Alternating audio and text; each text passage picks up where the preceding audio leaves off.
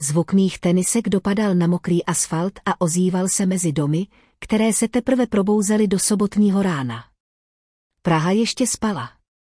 Jen pár cyklistů projíždělo po nábřeží a řeka plynula tiše, jako by se bála narušit klid. Vzduch voněl kávou z otevřeného okna nedaleké kavárny a deštěm z minulé noci. Měla jsem chuť se zastavit, ale neudělala jsem to. Ten běh byl pro mě symbolem, malým osobním vítězstvím.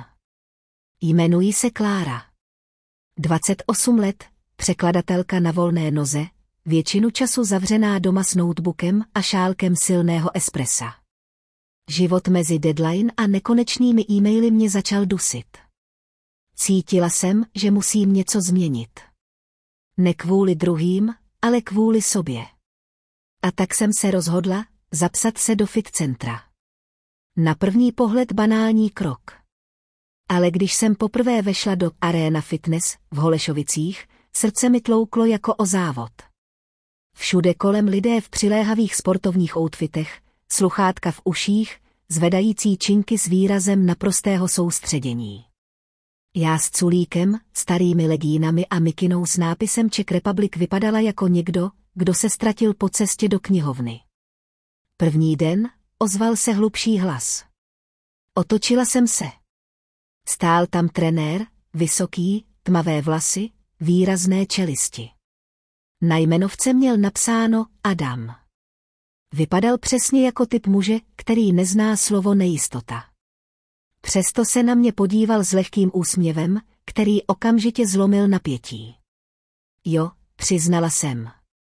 A asi to bude i poslední, pokud tyhle stroje začnou mluvit česky a ptát se mě, co tu vlastně dělám. Zasmál se. Nebojte. Všechny jsou poslušné, jenom potřebují trochu vedení. Tak to doufám, že se mnou budete mít trpělivost. Zkusím to, řekl s pobaveným pohledem a ukázal mi, jak nastavit první stroj. Měl jistý způsob řeči, klidný, pomalý, ale jistý. Žádná přehnaná důvěrnost, žádná nadřazenost. Když mi přidržel zápěstí, aby mi ukázal správný úhel ruky, ucítila jsem teplo jeho dlaně, které mě překvapilo svou přirozeností. Bylo v tom něco téměř záměrně pomalého. Tak, a teď zkusíte vy, řekl tiše, když jsem opakovala pohyb. Tak dobře. Perfektní, pochválil mě. Máte cit. To je základ.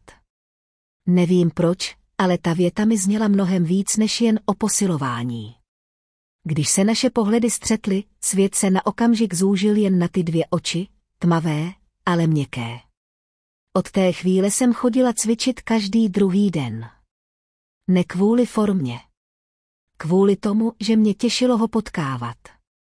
Adam měl zvláštní dar, dokázal mě rozesmát i během série dřepů, dokázal mlčet přesně v ten okamžik, kdy jsem byla zadýchaná a potřebovala klid. A především mě nikdy nenechal cítit se trapně, i když jsem nevěděla, co dělám. Jednoho dne mě pozval, abych si po cvičení šla s ním sednout na kávu do malé kavárny na rohu, místo kafé. Bylo tam teplo, vonělo to skořicí a dřevem.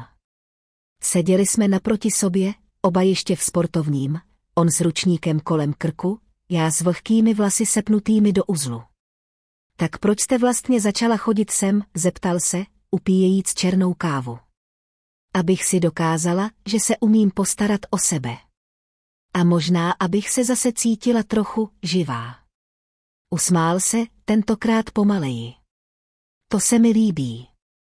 Většina lidí sem přijde kvůli fotkám na Instagram. Rozesmála jsem se. Možná to přijde později. Doufám, že ne, řekl a jeho oči se na okamžik zastavily na mé tváři. Bylo v tom něco, co se dalo těžko přehlédnout. Venku pršelo. Kapky dopadaly na sklo a po chvíli se rozmazávaly v odrazu měkkého světla. Adam natáhl ruku, aby mi podal papírový ubrousek, a jeho prsty se lehce dotkly mých. Ten okamžik trval déle, než by měl. Nekouvla jsem. Ani on. V tu chvíli jsem pochopila, že to, co se mezi námi začíná tvořit, není jen přátelství mezi trenérem a novou klientkou. Byl v tom jiný. Další ráno jsem vstala dřív, než zazvonil budík. Vzduch byl chladný, okno pootevřené a zvenku se ozývalo tlumené houkání tramvaje číslo 17. Měla jsem chuť zůstat v posteli, ale něco ve mně donutilo vstát. Oblékla jsem si legíny a novou sportovní mikinu, světle šedou, měkkou na dotek, která voněla čistotou prášku a trochou mých parfémů. V zrcadle jsem si všimla, že mám trochu zarudlé tváře. Nervozita? Nebo radost z očekávání? Cesta do Arena Fitness mi uběhla rychle. Uvnitř to vonilo směsí železa, dezinfekce a parfémů ostatních lidí. Hudba z reproduktorů byla tichá, pomalý rytmus, který se zvláštně hodil k rannímu klidu. A pak jsem ho uviděla. Adam, v tmavě modrém tričku, s vlasy lehce vlhkými po sprše, jak nastavoval činky u jednoho z přístrojů. Zvedl hlavu, jakmile mě zahlédl, a jeho úsměv byl ten samý, klidný, ale teplý. Ranní ptáče, poznamenal. A vy? Já jsem tady dřív než slunce, pousmál se a podal mi ručník. Zahřejeme se spolu. Jeho tón byl naprosto profesionální, ale pohled ne. Když se ke mně naklonil, aby mi ukázal, jak správně držet hrazdu, ucítila jsem jeho dech na svém krku. Nebyl to úmyslný dotek, jen nevyhnutelná blízkost dvou těl, která si začínají uvědomovat přítomnost toho druhého. Snažila jsem se soustředit na cvik, ale všechno ve mně bylo rozptýlené. Každý pohyb jeho ruky, každý pohled zrcadlem, všechno ve mně probouzelo něco, co jsem dávno potlačila, jemnou, hravou ženskost, která nechtěla být schovaná. Výborně, řekl po chvíli a poklepal mi lehce po rameni. Myslela jsem, že jste tady kvůli mým výsledkům, ne ramenu, odpověděla jsem s úsměvem. To se nevylučuje, prohodil tiše. Odvrátil se, ale koutky jeho úst zůstaly zvednuté. Cvičení pokračovalo. Ukazoval mi nové série a já měla pocit, že každý jeho dotek, byť letmý, profesionální, má v sobě víc, než říká. Když jsme skončili, opřela jsem se o lavičku, pot z čela mi stékal po spánku. Adam mi podal lahev s vodou. Vypadáte unaveně, ale dobře, řekl. To znamená co? Že jste krásně rozcvičená. To slovo krásně viselo mezi námi. Nepatřilo sem a přesto zapadlo dokonale. Venku se počasí změnilo. Praha byla zalitá ostrým světlem, tramvaje cinkaly a městem se mísila vůně pečiva a vlhké dlažby. Adam se nabídl, že mě doprovodí k řece. Cestou jsme mluvili o obyčejných věcech, filmech, hudbě, cestování. Bylo to přirozené, jednoduché. Jen občas se naše ramena lehce dotkla a pokaždé jsem cítila to zvláštní napětí, které mě donutilo zadržet dech. Na nábřeží jsme se zastavili u kamenného zábradlí. Labe se lesklo jako kov, rackové kroužily nad hladinou. Adam se opřel vedle, večer se snášel na Prahu pomalu, jako hedvábný závoj. Ulice kolem Karlova náměstí se zalévaly teplým světlem lamp, tramvaje klouzaly po kolejích a výlohy kaváren odrážely tváře lidí, kteří spěchali domů. Já jsem nespěchala.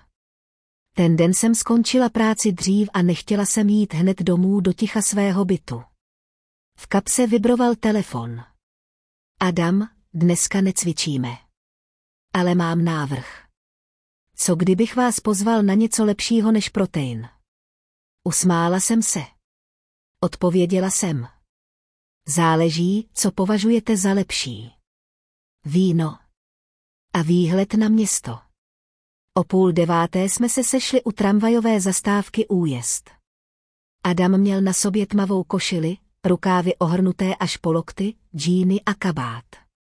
Vlasy měl rozcuchané větrem, ale jeho úsměv byl klidný jako vždy. Vypadáte jinak, řekl, když si mě prohlížel. Jak jinak? Jako kdyby vám město patřilo. Měla jsem na sobě vínové šaty po kolena, lehké, s páskem v pase. Vlasy jsem nechala volně spadnout na ramena a kolem krku se mi houpal drobný přívěsek z granátu, dárek po babičce. Cítila jsem se sebevědomně a přesto trochu zranitelně. Vyšli jsme pěšky nahoru na Petřín. Cestou jsme mluvili málo a přesto bylo ticho mezi námi plné. Z města dole stoupal jemný šum, směs hudby, hlasů a vzdáleného smíchu. Když jsme dorazili k vyhlídce, vítr mi rozfoukal vlasy. Adam se ke mně naklonil a přidržel mi pramen, který mi vletěl do očí. Vypadáte jako někdo z jiného světa, řekl tiše. Z toho lepšího nebo horšího? Z toho, do kterého bych se rád podíval. Ta věta mě zasáhla víc, než jsem chtěla přiznat.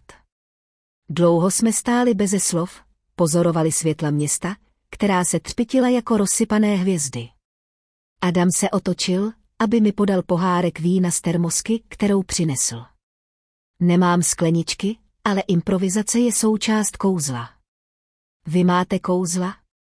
Jen ta obyčejná. Ta, která se dějí, když se člověk dívá pozorně. Vítr zesílil a já se neubránila drobnému zachvění. Adam si toho všiml. Je vám zima? Trochu. Bez váhání si rozepnul kabát a přehodil mi ho přes ramena. Materiál voněl po kávě, čističi a něčem, co jsem nedokázala pojmenovat, možná po něm. Cítila jsem, jak se mi hřeje kůže tam, kde se látka dotýkala šíje. Chvíli na to mi položil ruku na paži, jen lehce, jako by testoval, zda to může udělat. Neodtáhla jsem se. Víte, řekl tiše, někdy se snažím působit jistě, ale tohle mě znejišťuje víc než cokoliv. Dívala jsem se na něj a cítila, jak se mi v hrudi něco uvolňuje. Možná to znamená, že je to skutečné. Naše pohledy se setkaly a všechno okolo stichlo. Žádná hudba, déšť začal z nenadání, drobné kapky padaly mezi světla lamp a rozbíjely se o dlažbu jako stříbrný prach. Praha měla ten den zvláštní náladu, tichou, melancholickou a přesto elektrizující. Já jsem spěchala po Karlově mostě s kapucí staženou přes hlavu, ale když jsem zahlédla známou postavu u zábradlí, zpomalila jsem. Adam tam stál, ruce v kapsách, mokré vlasy mu padaly do čela. Usmál se, když mě uviděl. Doufal jsem, že vás potkám, řekl. V takovém počasí? Možná právě proto. Byl to týden od našeho večera na Petříně. Psali jsme si každý den, ale neviděli se. A teď, pod tímto nečekaným deštěm, jsem měla pocit, že všechno, co se mezi námi nahromadilo, se vynořuje znovu. Měla jste deštník? Poznamenal s úsměvem. Měla, odpověděla jsem, ale nechala jsem ho doma. Některé věci je lepší cítit naplno. Adam se zasmál a přikývl. To se mi líbí. Chvíli jsme mlčeli, pozorovali Vltavu, jak se leskne pod světly. Pak se ke mně přiblížil a i přes šum deště jsem slyšela, jak tiše dýchá. Vypadáte jinak než minule, řekl. Mokřeji. Autentičtěji. Usmála jsem se, ale cítila jsem, jak mi srdce bije rychleji. Jeho blízkost byla omamná, vůně deště, parfému a něco dalšího, co jsem už poznala. Půjdeme se schovat, zeptala jsem se. Pokud nechcete, aby vás lidé viděli, jak se smějete na mě uprostřed mostu, asi ano. Utíkali jsme do malého průchodu mezi domy, kde světlo z lampy kreslilo měkké obrysy na vlhké zdi. Voda nám stékala po rukou, po vlasech. Vzduch voněl kameně, starým městem. Adam se opřel o zeď a já stála před ním, tak blízko, že jsem cítila jeho dech. Víte, řekl pomalu, někdy mám pocit, že vás znám dlouho. Jako bych si jen vzpomínal. A přitom jsme se potkali náhodou. Možná žádné náhody neexistují. Na chvíli se dotkl mé ruky, jen prsty, klouzavě, jako by si chtěl ověřit, že jsem skutečná. Ten dotek byl tak lehký, že mě zamrazil. Potom ho stáhl, jako by si uvědomil, že překročil hranici. Promiňte. Za co? Za to, že mám chuť vás znovu políbit. Zasmála jsem se nervózně, ale odpovědět jsem nestihla. Z protější strany se ozval smích 2 lidí, kteří běželi kolem, schovaní pod jedním deštníkem. Adam se mírně odtáhl, jeho oči však zůstaly přibité na mých. Tohle město, zašeptal, má příliš mnoho svědků. A přesto si vždycky najde svoje tajemství, odpověděla jsem. Zůstali jsme tam, v úzkém průchodu, dokud déšť neustal. Když jsme vyšli zpátky na ulici, dlažba se leskla a kapky stékaly po střechách jako proudy světla. Adam mi nabídl ruku. Bez váhání jsem ji přijala. Zavedl mě do malé vinárny na Malé Straně, kterou jsem neznala. Všude kolem světlo svíček, tichá hudba, vůně dřeva a červeného vína. Seděli jsme proti sobě a chvílemi se jen dívali, jak se víno v pohárech leskne. Máte něco na tváři? Řekl. Kde? Naklonil se, setřel kapku vody z mého líčka a prstem ji stáhl dolů ke koutku rtů. Tady. Noc byla tichá, těžká, s vůní mokré Prahy. Déšť už dávno ustal, ale ulice pořád leskly pod lampami. Když jsem vyšla z vinárny, Adam šel vedle mě, ruce v kapsách, kabát přehozený přes ramena. Mlčeli jsme, jen občas se na sebe podívali, a to stačilo. Chcete, abych vás doprovodil, zeptal se, když jsme dorazili k mému domu. A myslíte, že bych vás nechala jít samotného? Usmála jsem se. Vstoupili jsme dovnitř. Starý výtah se pomalu rozjel, jeho kovové dveře skřípaly, ale v tom zvuku bylo něco zvláštně intimního. Byt byl malý, ale útulný, knihy, svíčky, měkké přikrývky, vůně levandule. Adam se rozhlédl a zůstal stát u okna. Tak tady žijete. Tady se schovávám, odpověděla jsem. A přede mnou se taky schováváte. Zatím ne. To ticho, které následovalo, mělo váhu. Zvenku doléhal vzdálený zvuk tramvaje, pak nic. Jen 2 lidé, co už neměli co skrývat. Adam se přiblížil. Každý jeho krok byl pomalý, jistý, ale bez spěchu. Když se zastavil přede mnou, cítila jsem, jak se mi chvějí ruce. Kláro, zašeptal. Ano. Nevím, co se mezi námi děje, ale už to nedokážu ignorovat. Jeho hlas byl tichý, ale pevný. Natáhl ruku a dotkl se mého límce, jako by hledal dovolení. A já mu ho mlčky dala. Vzduch mezi námi se zlomil. Políbil mě, neprudce, ale s touhou, která byla příliš skutečná, aby se dala skrýt. Byl to polibek, v němž se mísila trpělivost i hlad. Dlaně měl horké, pohyboval se s respektem, přesto jistě. Všechno bylo měkké, něžné, cenzurované, jako scéna, kterou kamera nechá jen tušit. Když se odtáhl, čelo měl opřené o mé, dýchal tiše. Nechci to pokazit, řekl. Tak to nepokazme, odpověděla jsem. Usmál se, ten úsměv jsem milovala. Sedli jsme si na gauč, blízko, ruce se dotýkaly. Povídali jsme si o obyčejných věcech, o dětství, snech, o tom, jak se člověk mění, když začne někoho opravdu chtít. Z rádia hrála tichá hudba. V jednu chvíli mi odhrnul pramen vlasů za ucho, jeho dotek byl tak jemný, že mě zamrazilo. Víte, že se na vás dívám jinak, zeptal se. Jak jinak? Jako byste byla odpověď. Na okamžik jsem zavřela oči. Nebylo třeba dalších slov. Jen dech, který se mísil, prsty, které se proplétaly. Venku se zvedl vítr, okno tiše zavrzalo. A svět, jak jsem ho znala, se v tu chvíli zmenšil do jediného bodu, do přítomnosti. Když se čas vrátil zpět, seděli jsme ještě dlouho, zabalení v dece, dívající se na kapky, které klouzaly po skle. Adam mlčel. Já taky. Zítra, řekl nakonec, mám odjet na pár dní do Brna. Něco pracovního. Srdce mi pokleslo. A pak? Pak chci vědět, jestli mě budete chtít znovu vidět. To už teď vím, odpověděla jsem. Rozloučili jsme se u dveří. Jeho poslední pohled, dlouhý, neklidný, slibný. Dveře se zavřely, ale jeho vůně zůstala.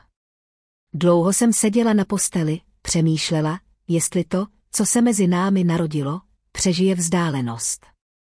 Na stole zůstal jeho hrnek s vínem. V něm